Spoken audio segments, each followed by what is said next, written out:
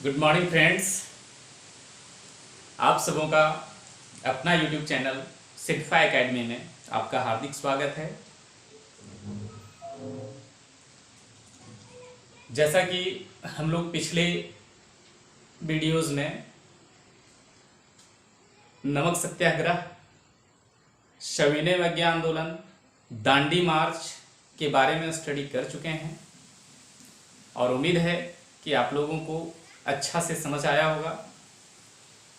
तो सबसे पहले एक बार फिर से आप लोगों से विनती करता हूं कि हमारे इस YouTube चैनल को लाइक, सब्सक्राइब एंड शेयर ज़रूर करें, ताकि क्या हो कि हमारे द्वारा पढ़ाया गया हर एक वीडियो आप तक पहुंच सके और आप लोगों को जानकारी मिल सके। तो प्लीज़ सब्सक्राइब जरूर करिएगा, लाइक जरूर करिएगा और शेयर जरूर करिएगा। तो आज हम लोग शुरू करते हैं, वो है आपका Gandhi Irwin pact. Gandhi Irwin pact क्या है दोस्तों, ये आपको समझना बहुत जरूरी है कि गांधी इरविन पैक्ट है क्या, गांधी इरविन पैक्ट में क्या हुआ था। तो साथियों, गांधी जी और viceroy Lord Irwin, Gandhi ji और वायसराय लॉर्ड इरविन के बीच एक समझौता हुआ था जो 5 मार्च 1931 ईस्वी में हुआ था। 5 मार्च 1931 ईस्वी को गांधी और वायसराय लॉर्ड इरविन के बीच एक समझौता हुआ था जिसे गांधी इरविन पैक्ट के नाम से जाना जाता है। उसी को हम लोग गांधी इरविन पैक्ट कहते हैं। वायसराय लॉर्ड इरविन और गांधी जी के बीच एक समझौता हुआ दांडी मार्च के बाद, सविनय अवज्ञा आंदोलन के बाद। तब जो है सो एक अंग्रेज और महात्मा गांधी जी के बीच एक बैठक हुई जिसको गांधी इरविन पैक्ट के नाम से जाना गया। और यह जो है सो गांधी इरविन पैक्ट जो हुई थी, ये 5 मार्च 1931 ईस्वी में हुई थी। याद रखेंगे दोस्तों, बहुत ही क्वेश्चन है कि गांधी इरविन पैक्ट कब हुआ, तो 5 मार्च 1931 ईस्वी को हुआ। इस समझौता की मुख्य बातें निम्न थी। इनकी बातें क्या क्या थी सो देखिए। इसमें जो है सो क्या हुआ कि समुद्र किनारे नमक बनाने वालों से ब्रिटिश सरकार कर नहीं लेगी। इस समझौता में डिसीजन हुआ कि जो ब्रिटिश सरकार समुद्र के किनारे जो लोग नमक बनाते थे उन लोगों से जो कर लिया जाता था वो कर अब नहीं लिया जाएगा। दूसरा बात क्या हुई कि आंदोलन के दौरान गिरफ्तार अहिंसक बंदियों को ब्रिटिश सरकार रिहा कर देगी। मतलब जो अहिंसक वादियों जो थे, अहिंसक बंदियों जो थे, अहिंसा करने वाले लोग जो थे, उन लोगों को गिरफ्तार किया गया था। तो गांधी इरविन पैक्ट में यह बातें हुई कि जो है सो उन अहिंसक बंदियों को ब्रिटिश सरकार रिहा कर देगी, उन लोगों को छोड़ देगी।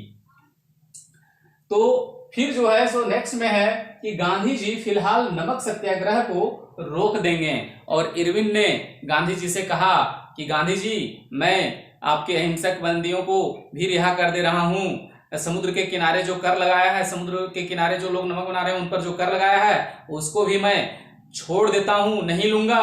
और इसके लिए आप जो है सो इस आंदोलन को रोक दीजिए, बंद कर दीजिए, ताकि हमें भारत में थोड़ा दिन और स्टे करने का मौका मिल जाए। और चौथा था साथियों कि गांधी जी द्वितीय गोलमेज सम्मेलन में कांग्रेस के प्रतिनिधित्व के रूप में लंदन जाना स्वीकार कर लिया। और गांधी जी ने यही गांधी इरविन पैक्ट में जो है सो स्वीकार कर लिया कि मैं आपका कांग्रेस के प्रतिनिधित्व के रूप में लंदन गोलमेज सम्मेलन, द्वितीय गोलमेज सम्मेलन में जाऊंगा। क्योंकि साथियों, प्रथम गोलमेज सम्मेलन में भारत से कोई भी लोग, कांग्रेस की तरफ से कोई भी लोग नहीं गए थे। तो द्वितीय गोलमेज सम्मेलन में भाग लेने के लिए इरविन ने गांधी जी से समझौता किया। साथियों, यही थोड़ी सी मिस्टेक होती है गांधी जी से। क्या हुआ सो देखिए। भगत सिंह, सुखदेव और राजगुरु की फांसी की सजा माफ नहीं करा पाने के कारण गांधी जी गांधी इरविन समझौता के कारण विवादित हो गए। लोगों को लगने लगा कि जब गांधी इरविन पैक्ट हुआ तो गांधी जी को सुखदेव, राजगुरु और आपका भगत सिंह के लिए बात करनी चाहिए थी। जब सारे अहिंसक बंदियों को छोड़ा गया तो इन तीनों को भी छोड़ दिया जाता, लेकिन गांधी जी ने बात नहीं किया होगा। बहुत भला बुरा सुनना पड़ा साथियों गांधी जी को, क्यों अब पता नहीं उनके पीछे क्या कारण था, लेकिन जो है सो देखिए भगत सिंह, सुखदेव, राजगुरु, गांधी इरविन पैक्ट समझौता के बाद भी इन लोगों को फांसी दे दिया गया। तो यही गांधी जी विवादित हो गए कि आखिरकार जब सारे लोग को छोड़ा जा रहा था तो आप सुखदेव, भगत सिंह और राजगुरु को क्यों नहीं बचाएं। नेक्स्ट साथियों हम लोग इसका अगला टॉपिक पढ़ेंगे, वो है गोलमेज सम्मेलन। भारतीय इतिहास में 3 गोलमेज सम्मेलन किया गया था, जो ब्रिटिश सरकार द्वारा लंदन में आयोजित किया जाता था। साथियों टोटल भारतीय इतिहास में 3 गोलमेज सम्मेलन हुए। 3 गोलमेज सम्मेलन में पहला गोलमेज मतलब ये जो है सो गोलमेज सम्मेलन जो है सो आपका ब्रिटिश सरकार है ना, ब्रिटिश सरकार द्वारा लंदन में आयोजित किया जाता था। तो गोलमेज सम्मेलन का मुख्य उद्देश्य भारतीय राजनीतिक दलों, धार्मिक एवं सामाजिक संगठनों के प्रतिनिधियों को बुलाकर उनकी समस्याओं के बारे में जानने का प्रयास करती थी एवं उनके निदान का हल ढूंढती थी।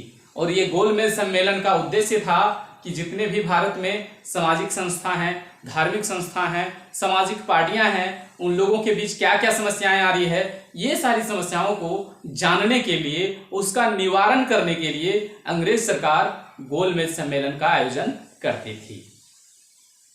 तो अब हम लोग पढ़ेंगे साथियों प्रथम गोलमेज सम्मेलन। प्रथम गोलमेज सम्मेलन, ये प्रथम गोलमेज सम्मेलन जो है सो 1930 ईस्वी में हुआ था।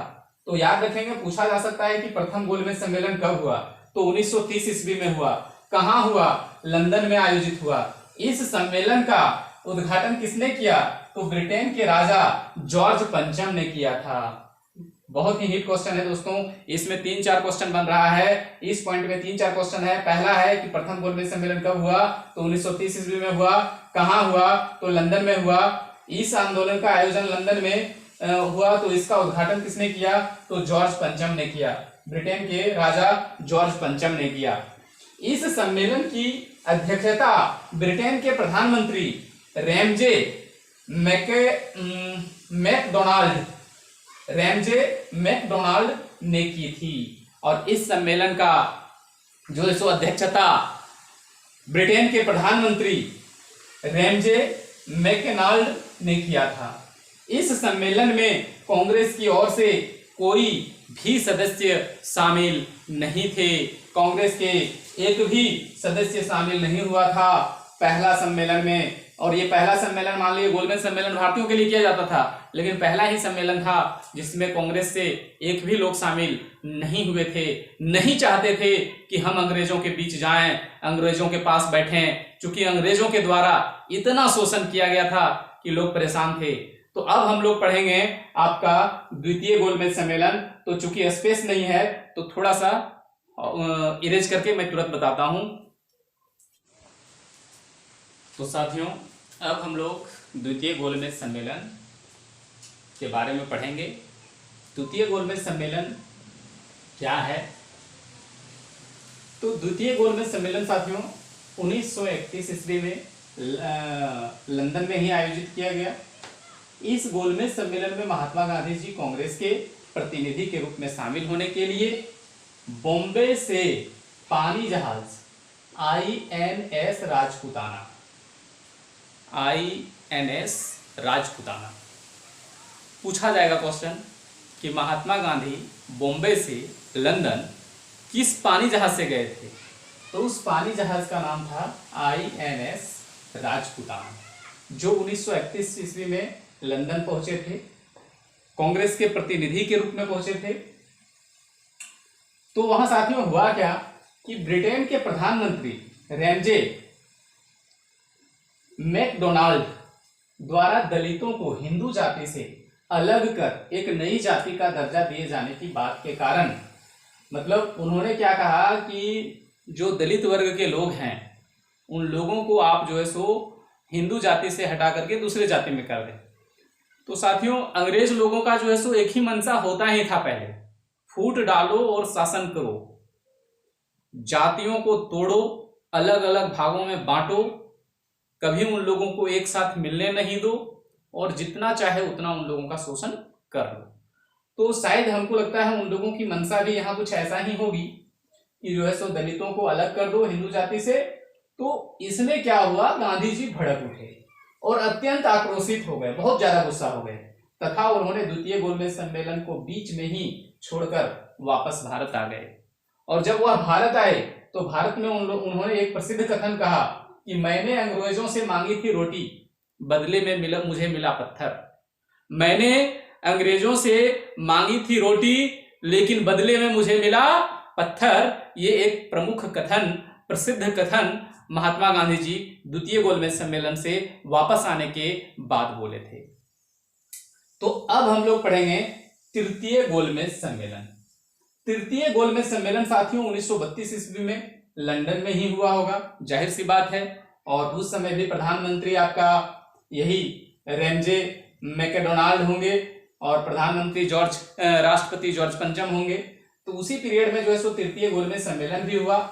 और साथियों इस पॉइंट में देखिए क्या है कि डॉक्टर भीमराव अंबेडकर एकमात्र भारतीय राजनेता थे जिन्होंने तीनों गोलमेज सम्मेलनों में भाग लिया था। मतलब पहला में जो है सो कांग्रेस के प्रतिनिधि कोई नहीं थे, ये नहीं सोचिएगा कि कोई भी भारतीय नहीं थे। पहला में जो है सो भारतीय थे लेकिन कांग्रेस के प्रतिनिधि नहीं थे। लेकिन दूसरा में जो है सो गांधी जी कांग्रेस के प्रतिनिधि के रूप में बन के गए। और तीसरा गोलमेज सम्मेलन में भारतीय लोग तो गए ही होंगे। तो आपका बाबा साहब भीमराव अंबेडकर जो हैं ये तीनों गोलमेज सम्मेलनों में भाग लिए थे।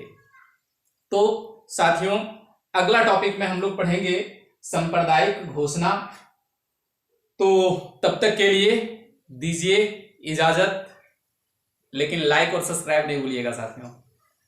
जय हिंद, जय भारत, जय झारखंड।